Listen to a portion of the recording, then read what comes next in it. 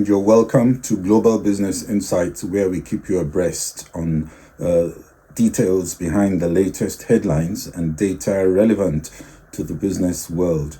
The big news today is a win for regulators as Apple is slammed with a $2 billion antitrust fine just a few days before the Digital Markets Act goes into full force in Europe.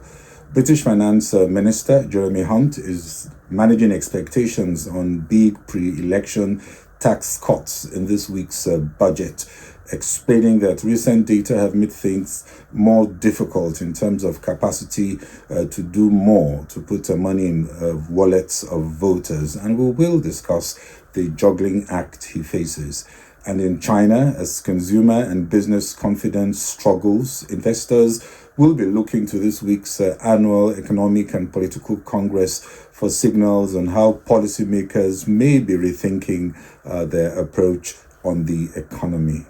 JetBlue Airways has aborted the proposed takeover of Spirit Airlines because there were going to be issues with regulators, and even as the market has speculated that Spirit Airlines may be forced into liquidation without the deal. The stakes keep getting higher and regulators are getting better at their job, pushing more cases with deeper wallets and help from zealous competitors to successfully challenge the so-called gatekeepers like Apple. No surprise, Apple was today hit with $2 billion penalty from the EU over allegations that it shut out music streaming rivals like Spotify on its platforms. Apple was also ordered to stop preventing music streaming apps from not being able to offer cheaper deals outside the Apple ecosystem. Apple shares dipped 1.5% in pre-market trading. They're down 3.05% as we speak. It's 17:00 GMT. Predictably, Apple is appealing, setting off a process that could take years to conclude. With revenues at close to $120 billion in the quarter, the fine is less than 0.4% of their annual revenues, a slap on the wrist. But it does have significance in the enforcement of a business model more open to players outside their ecosystem, which Apple argues hurts the customer experience. The no-nonsense EU antitrust boss Vestea has vowed to dismantle big tech's dominance through regulatory actions, and today is yet another blow for anti-competitive behavior. Apple was in a previous ruling asked to repay 13 billion euros for unfair tax breaks. Google was hit with a record 4.3 billion euros over its dominance in the Android mobile market. That was in 2018, and that was after a 2.4 billion euro fine for pushing its services over competition. So there have been fines that have been more than the one that we saw today. Under the Digital Markets Act, which comes into full force March 7, it will be legal for the most powerful tech firms to favor their own services over their rivals, and they can no more combine personal data across different services or collect hard data from third-party merchants and use that data to compete against them. They also must not allow users to download apps from rival platforms, and violations of the Digital Markets Act could mean penalties as high as 10% of global annual revenues, rising to 20% in the event of repeat infringements. But that's not all. But that is not all. The Digital Services Act, which came into force last August, also has an array of requirements enforcing much tougher content moderation requirements for social media platforms, and fines could be as high as 6% of sales. My take is that big tech, especially Apple, is learning from these experiences to marshal out strategies as they move into the far more lucrative generative AI space. Interestingly, Apple seems to be holding back in generative AI, deploying its well-known strategy of not being the first, but using its cash chest to be the best and most immune to competitor and regulatory onslaught that can only intensify in an area already designated as dangerous. Apple may be right to be slow on generative AI, that they are learning from the errors of Google and Microsoft, and they don't want to be just a clever search tool. I imagine they are also building enough barriers to competition by embedding AI deep in the ecosystem in a way both regulators and competition will find difficult to unravel. Regulators may still not have the budget to do justice to Gen AI regulation, talk less of monitoring it properly. And I imagine they will be choosing their battles carefully. Apple is doing well to be out of their radar. Still, Apple has not disguised its disdain for DMA rules, calling them a threat to safety and privacy, and finding ways to introduce complex new fees to discourage those who want to bypass Apple's protective walls as they build a better fortified walled garden for future gadgets and services. My take is don't count Apple out yet, even though Vision Pro did not come across as impressive.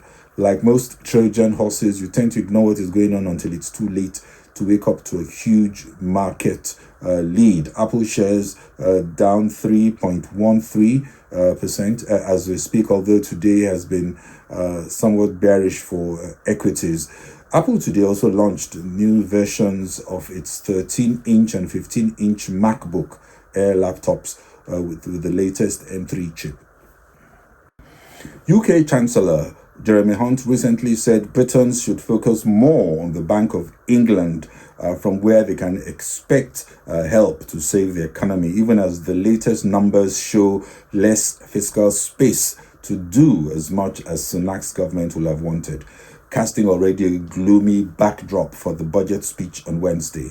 Others have found a less subtle way to blame the Bank of England. Former Business Secretary Jacob Rees-Mogg hinted that the bank's independence should be blamed for high interest rates hammering the economy. So what do you do in a budget when it does look like it's damned if you do, damned if you don't?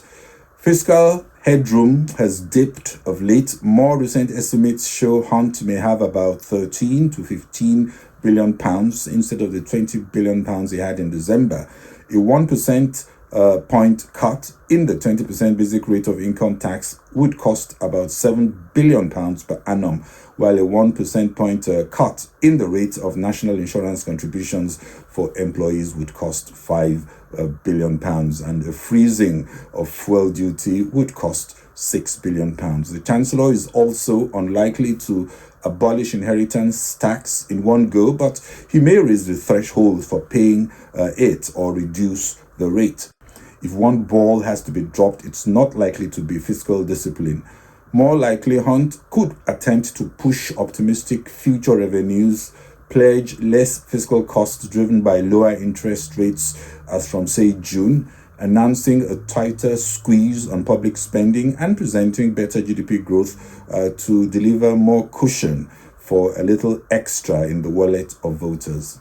Literally, he may be spending based on uncertain future forecasts. Squeezing spend is tough to implement with NHS, defense, overseas aid, and education spend ring-fenced, but it's easier to befuddle the arithmetic there. Also, potential revenue raisers could be increase in air passenger duty for business travel, extension of the windfall levy on oil and gas producers, and tax on vapes. Hunt says it will be unconservative to borrow more to reduce taxes, adding that he will move towards lower taxes in a responsible and prudent way. So Wednesday could be themed prudent and responsible giveaways for impatient voters. Others argue that fiscal artistry can no more save the day, and attempting to use the budget to turn around fortunes at the polls is likely to be futile, adding that Sunak needs to give way for a Boris Johnson to do what it does best. That is, convince loyal zealots who never really cared for the numbers and be more compelling in blaming the weak economy on the Bank of England and Putin. The other thing, of course, is that the larger the tax giveaway, the more likely the upward pressure, the greater the upward pressure on inflation, meaning the more likely it is that official interest rates set by the Bank of England would have to stay higher for longer. Annoying IMF and markets with a fiscally aggressive budget is like punching more holes in the sinking boat. Even if lower rates will help the economy, it will not in the short term, and drips of extra pounds are unlikely to change the mind of voters who need someone to blame. Most importantly, as we wait for the budget, the Conservatives know if they hold on to power, they will gain the opportunity to fix any fiscal damage this week's budget may inflict. So let's wait and see what they're going to do. In China, the top advisory board and the National Party Congress began today, running for a week. That's the discussions that will articulate Beijing's key priorities and targets, including 2024 GDP and the fiscal deficits. Investors will scrutinize outcomes and report at a time when confidence has been battered by the ailing property sector and stimulus seems limited to catalyze a strong economic rebound.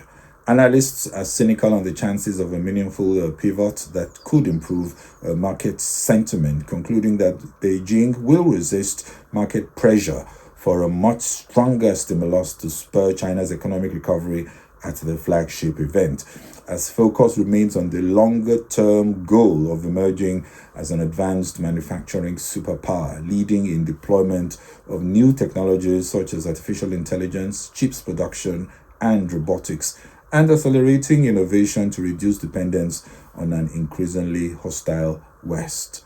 Gross domestic product grew by 5.2% in 2023, a rebound that has been slower than many had expected, held back by a prolonged slump in the property market and tepid demand for Chinese exports.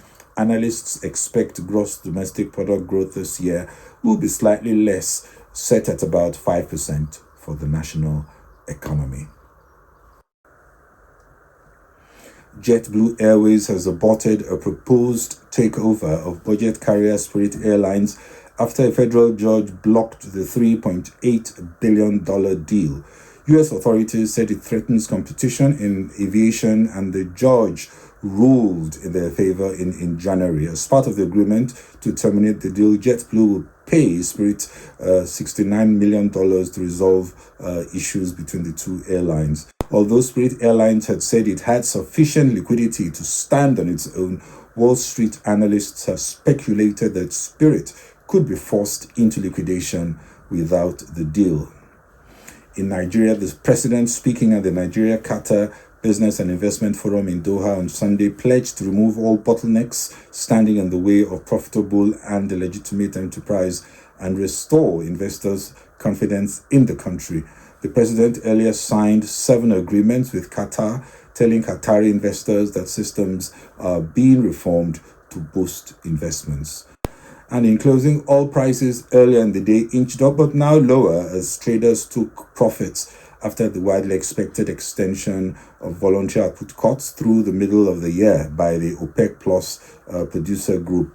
Oil prices as we speak, Brent crude down 0.45% at $3.17. And looking to European stocks, they are mixed. Stocks Europe 50 is up 0.28%. Those stocks Europe 600 is down 0.03%.